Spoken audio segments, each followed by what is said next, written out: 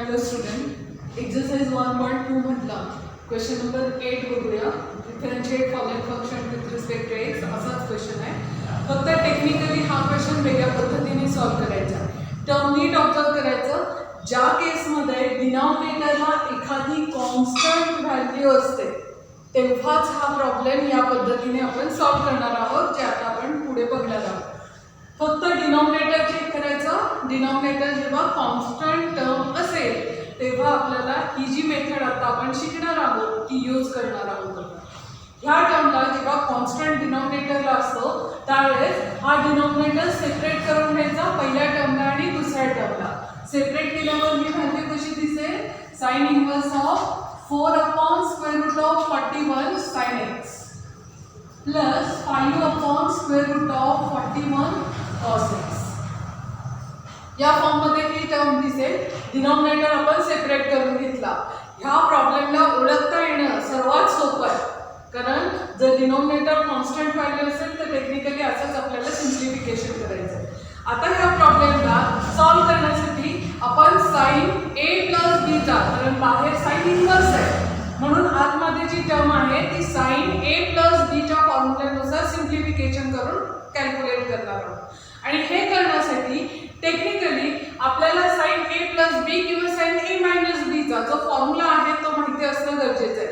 त्या फॉर्म्युल्यानुसार कुठली term sign घ्यायची आणि कुठली टर्म कॉस घ्यायची हे ठरवावं लागतं. आणि हे ठरवण्यासाठी हा जो कोइफिशियंट आपण घेतलेला आहे किंवा आपल्याला दिलेला आहे तो कोइफिशियंट स्क्वेअरिंग करून ॲडिशन करून घ्यायचं. कारण आपल्याला फंडामेंटल आयडेंटिटीचा एक फॉर्म्युला माहिती आहे, sine square theta plus cos square theta. Value येते त्यांची फंडामेंटलची 1.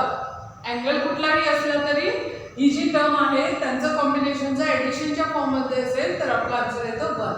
हे चेक करायचं जर ही कोइफिशियंटची व्हॅल्यू जी आहे ती 1 येते का, जे स्क्वेअरिंग करून ॲडिशन करायचं त्यांचं.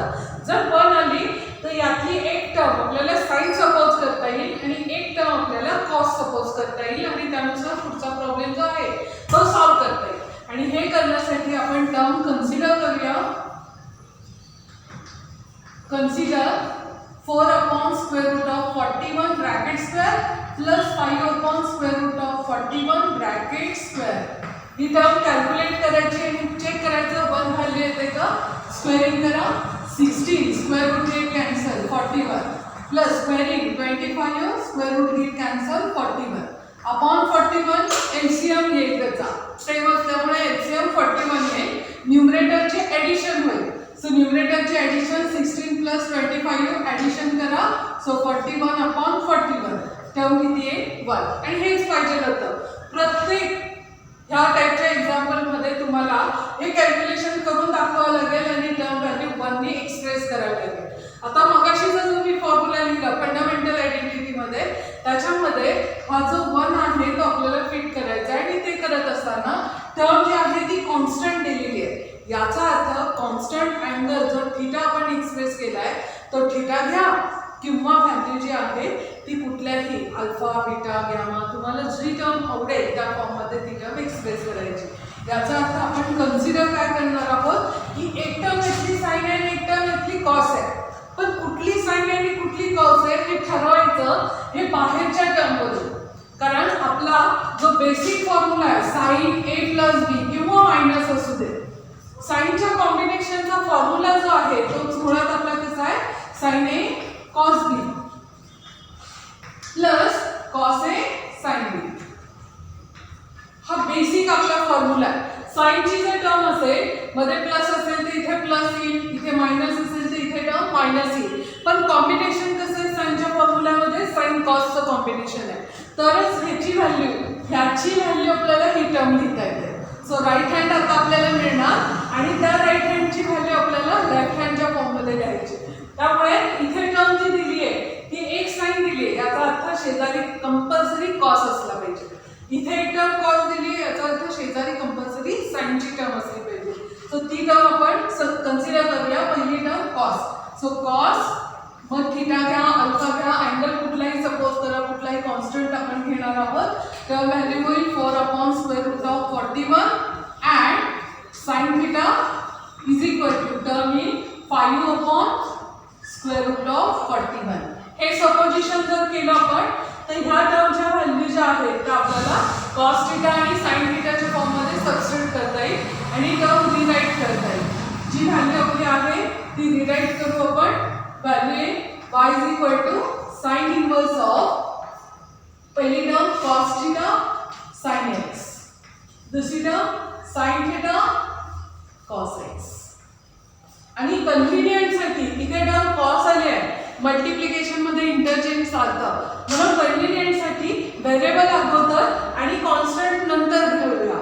ही जी स्टेप आता मी लिहिली आहे ही न लिहिता तुम्ही ही स्टेप डायरेक्टली लिहू शकता. म्हणजे आता जी आपण लिहिणार आहोत ही स्टेप डायरेक्टली लिहू शकता. Sine x cos theta plus cos x sine theta.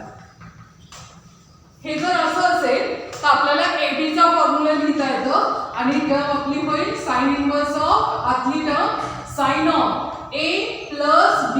म्हणजे A ची व्हॅल्यू इथे दिली आहे x प्लस B ची व्हॅल्यू इथे आली आपली थिटा.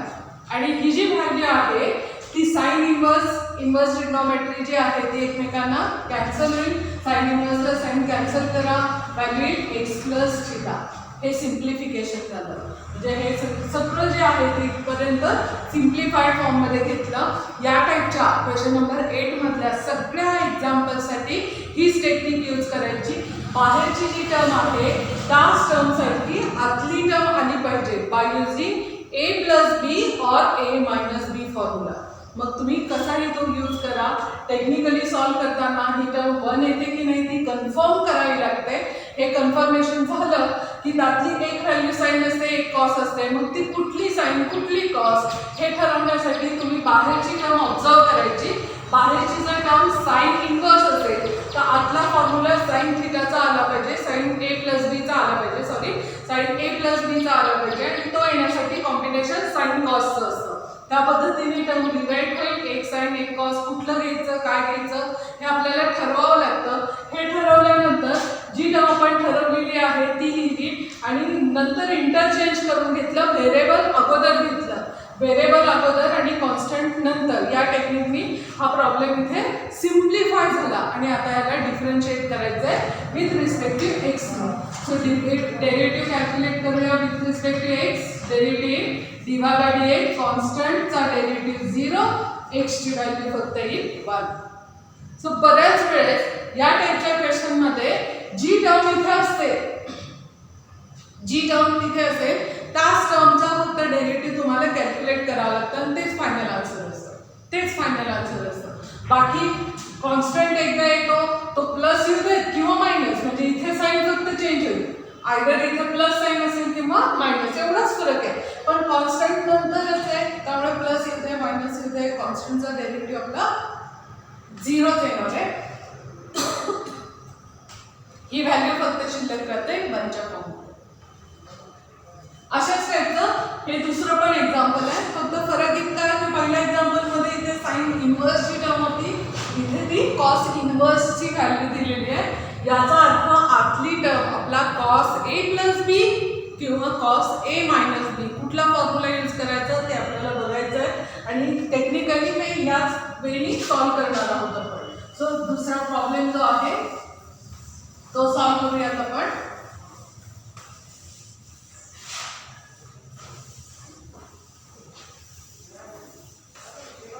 व्हॅल्यू जी आहे ती तिथे दिलेली आहे. तिची डिनॉमिनेटर कॉन्स्टंट टर्म आहे की डिनॉमिनेटर सेपरेट करून घेऊया पहिल्या टर्मसाठी आणि दुसऱ्या टर्मसाठी. So cos inverse of √3/2 into cos X minus 1 काही नाही आहे कोएफिशियंट म्हणजे 1/2 साइन एक्स. या फॉर्ममध्ये आलं. आता चेक करूया त्याचं स्क्वेअरिंग करून ॲडिशन 1 येते का. ते जर आलं तर एक टर्म आपल्याला सपोजिशन करता येईल. सो कन्सिडर स्क्वेअरिंग करा कोएफिशियंटचं आणि ॲडिशन करा. ह्याच्यात प्लस मायनस साइन घ्यायची नाही.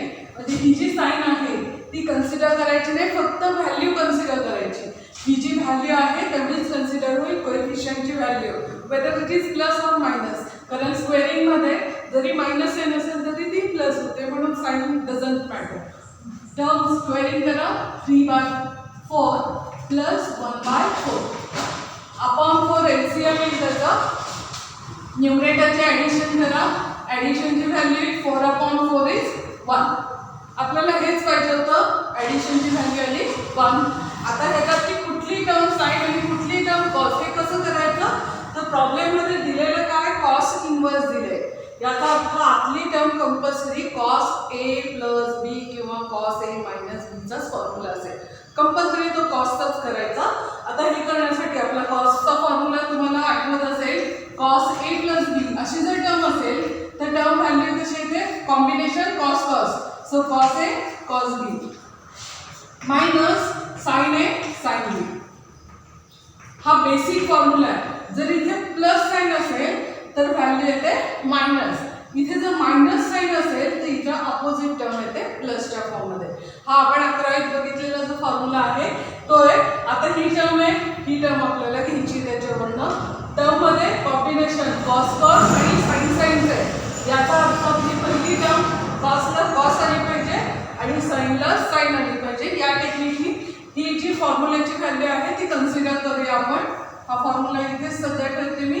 टर्म रिराईट करूया. सो लेट पहिली व्हॅल्यू कॉस, अँगल वेगळा सपोज करा, थीटा अल्फा वगैरे. मी परत एकदा तो थीटा सपोज करते.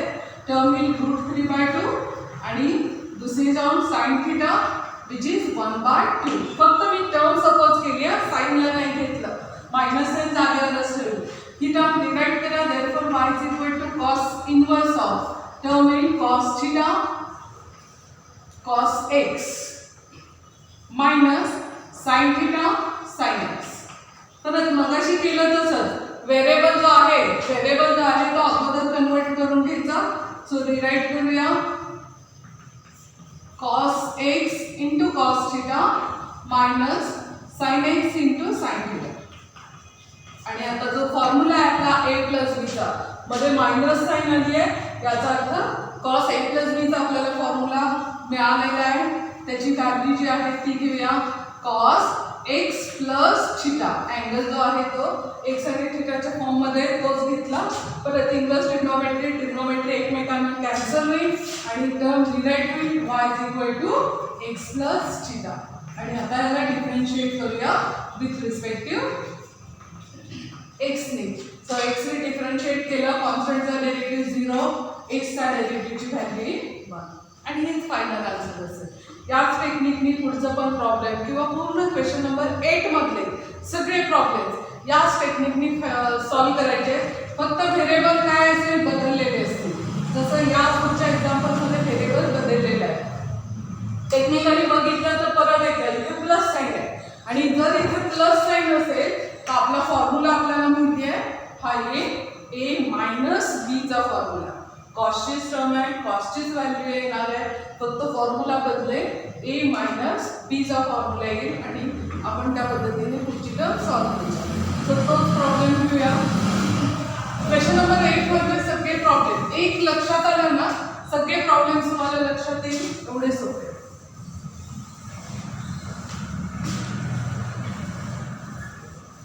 सो टर्म दिलेली जी आहे त्याचा जर डिनॉमिनेटर आहे √13, तो √13 पहिल्या टर्मला आणि दुसऱ्या टर्मला आपण सेपरेट करून घेऊया.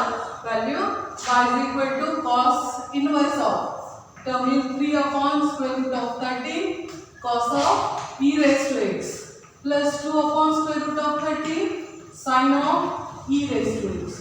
इथे अँगल एक्सपोनेन्शियल फंक्शनच्या फॉर्ममध्ये दिलेला आहे, पण आपण जसं करतो तसं पहिल्यांदा कन्सिडर करून घ्यायचं. स्क्वेअरिंग करून ॲडिशन घ्या कॉन्स्टंटची. 3/√13 square plus 2/√13 bracket square. Squaring करून ॲडिशन चेक करूया. सो इथे येईल squaring 9, square and square root get cancel 13 plus square करा 4/13 एलसीएम येईल त्याचा. न्यूमरेटरचे ॲडिशन करा. 9 + 4 ॲडिशन येईल 13/13 म्हणजेच 1च्या फॉर्ममध्ये. परत फॉर्म्युला चेक करायचा. बाहेर कॉस इन्व्हर्स आहे, याचा अर्थ आधी जी टर्म आहे ती कंपल्सरी कॉस ए प्लस बी किंवा कॉस ए मायनस बीचा फॉर्म्युला यायला पाहिजे. सो शेजारी कॉस आहे, याचा अर्थ पहिली जी टर्म आहे ती आपण कॉस सपोज करूया. तर टर्म कन्सिडर करा. Let cos theta is equal to value 3/√13 आणि दुसरी term sine theta compulsory subscript करावं लागेल आपल्याला 2/√30. ह्याच्या व्हॅल्यूज आहेत त्या या एक्सप्रेशन मध्ये इंडिकेट करूया. So y become cos inverse of cos theta into cos of e raise to x plus sin theta into sin of e raise to x. Variable जे आहे ते इंटरचेंज करून घेऊया. व्हेरिएबल अगोदर कॉन्स्टंट नंतर या टेक्निकनी ही जी टर्म आहे ती डिवाइड होईल cos of e raise to x into cos theta plus sin of e raise to x into sin theta. आता परत a मायनस b चा फॉर्म्युला आहे कारण cos ची टर्म आहे sin ची टर्म आहे मध्ये प्लस साइन आहे. cos inverse of e raise to x minus theta ही व्हॅल्यू यावेळी लिहिली. सिम्प्लिफिकेशन इनवर्स ट्रिग्नोमेट्री कॅन्सल ही व्हॅल्यू सिम्प्लिफाईड फॉर्म मधली मिळाली आणि मग ह्याला डिफरन्शिएट करायचं विथ रिस्पेक्ट टू x नी. डेरिव्हेटिव्हचा एक्सपोनेन्शियल फंक्शनचा derivative exponential function as it is आणि कॉन्स्टंटचा डेरिव्हेटिव्ह 0. त्यामुळे आपला आन्सर येईल e रेज टू x. कुठलाही प्रॉब्लेम क्वेश्चन नंबर 8 मधला हाच टेक्निकने सॉल्व करायचा. टर्म्स नीट ऑब्झर्व करायच्या. बाहेरची जी टर्म आहे त्या पद्धतीने आतली व्हॅल्यू आली पाहिजे. बाहेरची टर्म कॉस इनवर्स होती म्हणून आपण कॉस आणलं. बाहेर जर साइन इनवर्स असेल तर आपण साइनची जी टर्म आहे तीच आणायची. हे आपल्या हातात आहे कारण हे आपण सपोज करतो की कुठल्या टर्मला साइन सपोज करायचं कुठल्या टर्मला कॉस हे आपल्या हातात आहे. मग आपल्याला जसं पाहिजे त्या टर्मची व्हॅल्यू त्या पद्धतीने कॉन्स्टंट आहे शेवटी हे कॉन्स्टंट असल्यामुळे त्याला आपण सपोजिशन करू शकतो कुठलीही व्हॅल्यू. एक साइन दुसरी कॉस. एक मात्र साइन कंपल्सरी आणि दुसरी कॉस कंपल्सरी घ्यावी लागते कारण हे कॉम्बिनेशन आपण प्रूव्ह केले आहे की हे फंडामेंटल आयडेंटिटीचीच व्हॅल्यू आहे. याचा अर्थ एक टर्म साइन असणार दुसरी टर्म कॉस. मग कुठली साइन कुठली कॉस हे डिसाईड होईल बाहेरच्या ह्या टर्मवरून ती डिसाईड करायची की कुठली साइन घ्यायची आणि कुठली कॉस. याच टेक्निकनी क्वेश्चन नंबर जो 8 आहे तो तुम्हाला सॉल्व करायचा. ह्या क्वेश्चन नंबर 8 मधलं फक्त शेवटचं एक्झाम्पल जे आहे ते थोडंसं वेगळं आहे. इथे टर्म कोसेक इनवर्स ऑफ एक व्हॅल्यू दिलेली अशी म्हणजे कॉन्स्टंट न्यूमरेटरला आहे आणि खाली ही जी न्यूमरेटरची टर्म आहे ती डिनॉमिनेटरला आहे. आणि अशा केसमध्ये फक्त रेसिप्रोकल फॉर्म कन्सिडर पहिल्यांदा करायचा. हा जो कॉन्स्टंट न्यूमरेटरला दिलाय तो इंटरचेंज करायचा. आपल्याकडे एक प्रॉपर्टी किंवा आपण परवाचे जे एक्झाम्पल बघितले परवाचे जे फॉर्म्युले बघितले आपण 2-3 दिवसापूर्वीचे त्या फॉर्म्युल्यांमध्ये एक टर्म अशी होती की रेसिप्रोकल फॉर्म आपल्याला कन्सिडर करता येतो. मग रेसिप्रोकल जर फॉर्म कन्सिडर केला तर आपल्याला माहिती आहे कोसेक इनवर्सचा रेसिप्रोकल येतो साइन इनवर्स. ह्या टर्मचा रेसिप्रोकल घ्यायचा म्हणजे इथे काहीतरी व्हॅल्यू अपॉन हा जो कॉन्स्टंट आहे तो डिनॉमिनेटरला आहे. म्हणजे आपलं परत साइन इनवर्सची जी टर्म आहे ती न्यूमरेटरला जी आहे ती साइनच्या फॉर्ममध्ये कन्वर्ट करायची आणि टेक्निकली असं सिम्प्लिफाय करायचं. फक्त शेवटच्या एक्झाम्पलमध्ये थोडंसं आपल्याला वेगळा फॉर्म्युला पहिल्यांदा यूज करून नंतर त्याचं सिम्प्लिफिकेशन याच वेनी करणं गरजेचं आहे. आता डायरेक्ट आपण जो लास्ट क्वेश्चन आहे 10th नंबरचा तो घेणार आहोत. मधला जो 9व्या नंबरचा क्वेश्चन आहे त्याला सबस्टिट्यूशन मेथड आहे. तर सबस्टिट्यूशन मेथड मी पहिल्यांदा तुम्हाला सांगते आणि नंतर तो क्वेश्चन घेऊया. पण आता आपण डायरेक्ट क्वेश्चन नंबर जो 10 आहे तो सॉल्व करूया. या क्वेश्चन नंबर 10 मध्ये परत प्रॉब्लेम नीट बघायचे. क्वेश्चन नंबर 10 मध्ये जी व्हॅल्यू दिलेली आहे ती कंपल्सरी आयदर टॅनच्या फॉर्ममध्ये टॅन इनवर्स किंवा कॉट इनवर्सच्या फॉर्ममध्ये. टॅन इनवर्सचेच फॉर्म्युले जे आहेत ते यूज करून आपल्याला सिम्प्लिफिकेशन करायचं आहे. आणि ह्याच्यासाठी जसं आत्ताच्या एक्झाम्पलमध्ये a प्लस बी चा फॉर्म्युला यूज केला तसंच टॅन a प्लस बी किंवा टॅन a मायनस बी चाच फॉर्म्युला आपल्याला यूज करायचा आहे. जसं ह्या एक्झाम्पलमध्ये आपण काय केलं a प्लस बी चाच फॉर्म्युला यूज केला तसेच 10व्या नंबरच्या क्वेश्चनमध्ये सुद्धा आपल्याला ए बीचेच फॉर्म्युले यूज करायचे a प्लस बी किंवा a मायनस बीचे. फक्त ती टर्म असेल टॅनच्या फॉर्ममध्ये आणि ते प्रॉब्लेम कसे सॉल्व करायचे हे आता आपण बघणार आहोत. क्वेश्चन सेम आहे. Differentiate following function with respect to X हाच क्वेश्चन आहे. हा क्वेश्चन नंबर 10 असेल. टर्म्स ज्या दिलेल्या आहेत त्या बघूया. त्यातली पहिली टर्म एक प्रॉब्लेम नीट बघा. सगळे प्रॉब्लेम्स एकसारखेच आहेत त्याच पद्धतीने तुम्हाला सॉल्व करायचे. पहिली टर्म दिली आहे टॅन इनवर्स ऑफ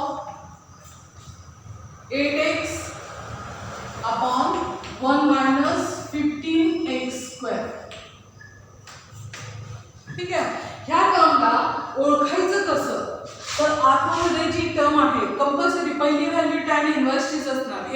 हे पहिलं त्याचं आयडेंटिफिकेशन आहे. टॅन इन्व्हर्स किंवा टॅनचा रेसिप्रोकल जो आहे कॉट त्याच्याच फॉर्ममध्ये ह्या टर्म्स असतील, हे कंपल्सरी बघायचं. नंतर डिनॉमिनेटर चेक करायचा. डिनॉमिनेटरची पहिली व्हॅल्यू ही कंपल्सरी 1 जर असेल तर याला ही टेक्निक यूज करून त्याला सिम्प्लिफिकेशन करायचं. आता जो आपला फॉर्म्युला आहे मगाशी मी तुम्हाला सांगितलं आहे, तुम्हाला टॅन ए प्लस बी किंवा टॅन ए मायनस बी हा फॉर्म्युला यूज करावा लागतो. आपला फॉर्म्युला कसा आहे, टॅन ए मध्ये इथे प्लस असेल तर न्यूमरेटरला प्लस साइन येते upon 1 minus tan A into tan बी.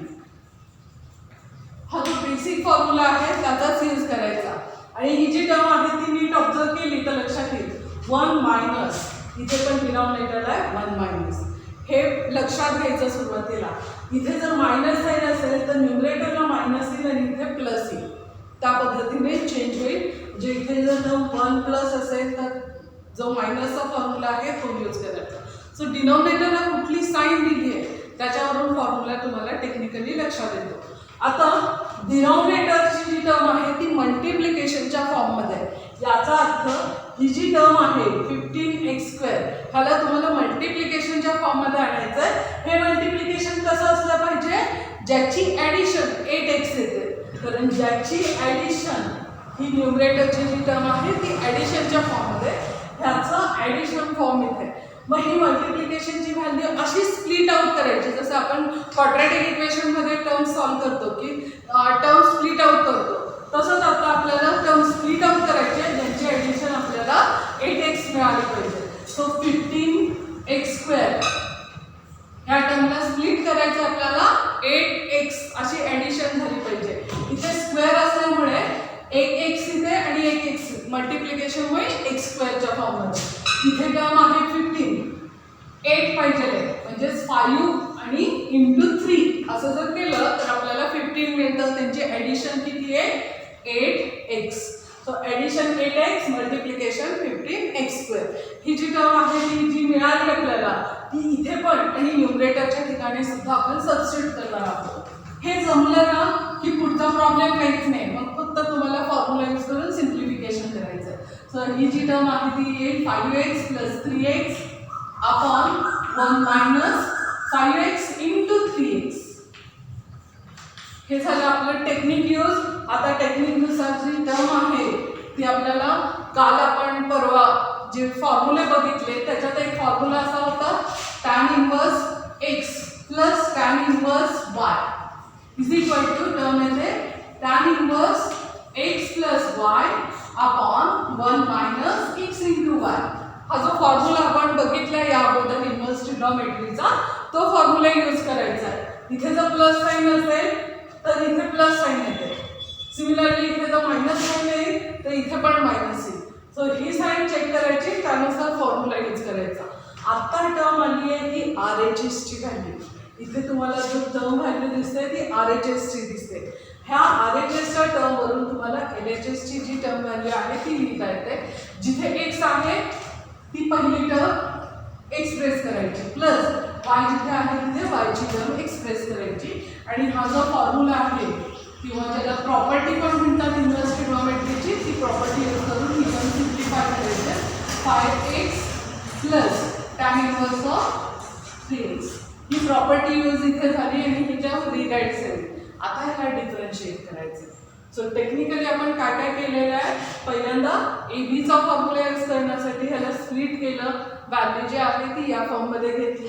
आता त्याला प्रॉपर्टी यूज केली जी इन्व्हर्स ट्रिग्नोमेट्रीचा फॉर्म्युला म्हणून सुद्धा आपण इथे बघितलेला आहे, तो फॉर्म्युला इथे यूज झाला. आणि मग ह्याला डिफरन्शिएट, हे सिम्प्लिफिकेशन झालं. ह्याला डिफरन्शिएट करायचं with respect to x.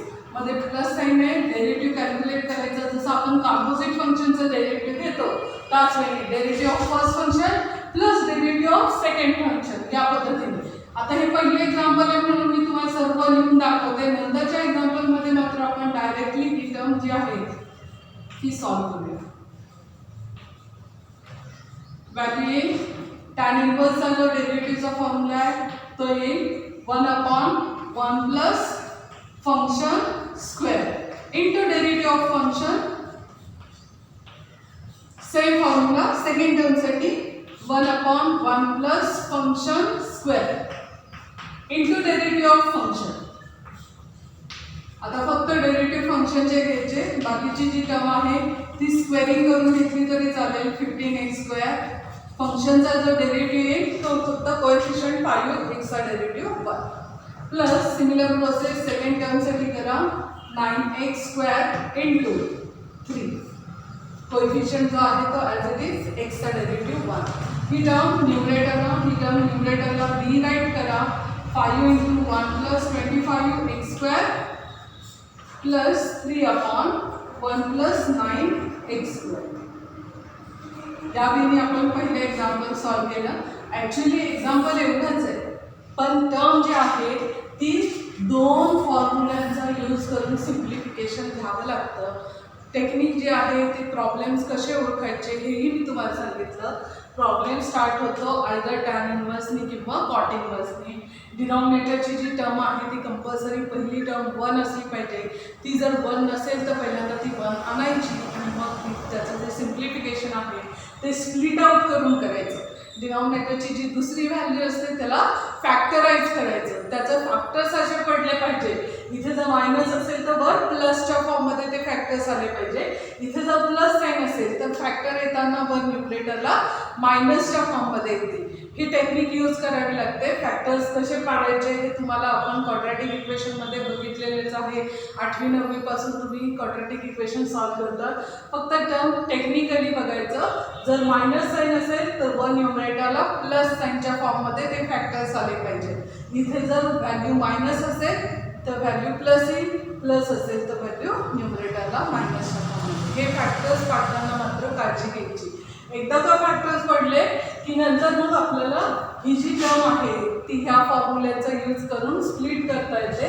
Left hand जो आहे तो आपल्याला कन्सिडर करता येतो. लेफ्ट हँड आपण कन्सिडर केला आहे कारण राईट हँडची टर्म इथे दिसते आपल्याला. त्या पद्धतीने हा लेफ्ट हँड कन्सिडर केला आहे आणि मग ह्याला डिफरन्शिएट करायचं बाय युझिंग कंपोजिट फंक्शन. प्रत्येक एक्झाम्पल याच टेक्निकली क्वेश्चन नंबर 9 मध्ये सॉल्व करणार आहोत. उरलेले एक्झाम्पल आपण पुढच्या तासात